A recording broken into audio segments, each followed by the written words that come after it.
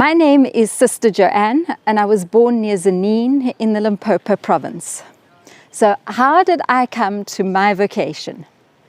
I think as a Catholic girl, at some stage in one's life, one is attracted to this idea of these romantic nuns in their long veils and long dresses who give up everything to become brides of Christ. There's something mysterious about them. But I was only really seriously considered my vocation once I was a student, and I was thinking about what is life actually, and who is God to me, and what do I really want to do with my life, that the question actually became serious. And it became clear to me that God is a person. He's not something, he's someone. And he's someone who loved me so much that he gave his life for me. Me very personally, not just me as part of humanity. So God loved me so much that he went through all that suffering and torture for me personally. And then it became clear to me that the question that he asks Peter, do you love me, is a question he asks each and every one of us. And our life is basically about answering that question. Through marriage, through our friendships, through what we do in life, through our talents, our hobbies, what we give ourselves to in life. It's all about reflecting that love of God. And so for me, the answer was that if Jesus loved me so much that he suffered torture and death for me, then the answer I have to give is, I love him so much that I give my life to him as a bride of Christ. And so I decided to become a sister. And why did I become a Schoenstatt Sister of Mary? There were sisters communities up in Limpopo, missionary communities, whom I got to know. I also got to know the Schoenstatt Sisters of Mary in Johannesburg when I was studying there as a student. And what impressed me about them, I didn't know much about them. In fact, I didn't know much about Schoenstatt at all. But just what impressed me about them was I got the sense that no matter what work they were doing, whether it was a cook in the house or lecturing at the university or social work or whatever the sisters were doing, but somehow they were all united around this little Marian shrine.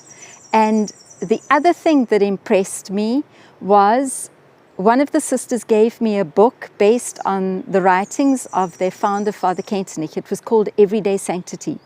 And what was in there just made so much sense. It was how we can live our everyday lives and win grace and make the world a better place. And that somehow impressed me and made sense to me. And so I decided to join the Schoenstatt Sisters of Mary. What is my task as a sister and what gives me the greatest joy?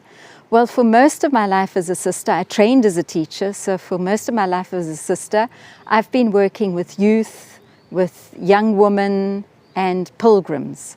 And my greatest joy has been bringing people to grow in their relationship with God and to get to know themselves as God made them to be, and to develop into the person that God has made them to be.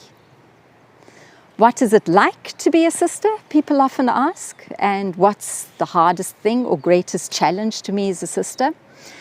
I think one of the questions people always tend to think it's a difficult thing to be a sister, a religious.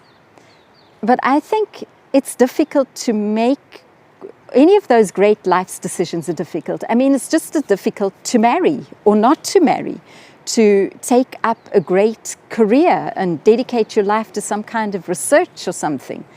All of those things are difficult. And people tend to think we're a little different somehow, and to some extent I suppose we are, or we should be, because we're also supposed to be being an example to others, and people expect that of us. And I think that is the greatest challenge actually, because we're also human. I mean, I haven't got a halo, I'm not wearing wings. I'm as human as anyone else. That means I'm also subject to the same things that anyone else is. We also get angry and irritated and give in to temptation, and we suffer like everyone else does. We're also lonely, tired, all those things. And the challenge is, because as sisters we are expected to be examples of what it is to be a follower of Christ in daily life and in every situation, and to show others the way by our example. And that's the challenge then, to be the example. But then also, we also show in our lives, through our very weaknesses and sufferings and how we are, that grace, God's grace, and His loving mercy is also always there. And that despite our human failings and weaknesses, one doesn't have to give up on God, and to have the courage to start again. And I think that is what is the most important thing to witness to. In the big things and in the small things, in our everyday lives, no matter what, God always loves each one personally and is always there. And yes, to live my life in answer to this love, and to live my ordinary everyday life out of that. Everyone has big things in their lives where you have to answer the challenge, and often when it comes to a big thing, we all pull together and each person does manage it.